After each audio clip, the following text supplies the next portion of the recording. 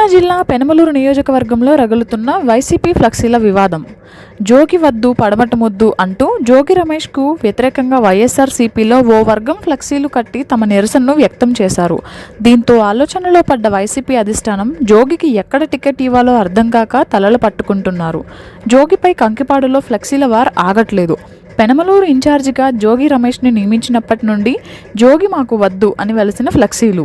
Penamaluru YCP party ఇన్ఛార్జిగా మంత్రి జోగి రమేష్ను నియమించడాన్ని party కార్యకర్తలు జీర్ణించుకోలేకపోతున్నారు. బహిరంగంగానే తమ నిరసనను తెలియజేస్తున్నారు. జగనన్న మన నినాదం 175/175, కానీ పెనమలూరు నియోజకవర్గంలో జోగి రమేష్ పోటీ చేస్తే 174/175 జగనన్న అంటూ వెలిసిన ఫ్లెక్సీలు వైసీపీ అధిష్టానాన్ని ఆలోచింపజేస్తుంది. ఉయ్యూరు, కంకిపాడు బస్టాండ్ ఆవరణలో వెలిసిన ఫ్లెక్సీలు మంత్రి జోగి రమేష్కు కంటి మీద కునుకు లేకుండా చేస్తుంది. చూపరులను ఆకర్షిస్తూ పలు చర్చలకు దారితీస్తుంది.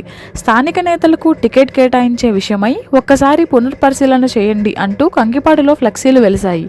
మంత్రి జోగి రమేష్ను ఇన్ఛార్జిగా ప్రకటించగానే స్థానిక నాయకులు, కార్యకర్తలు తీవ్రంగా వ్యతిరేకించారు.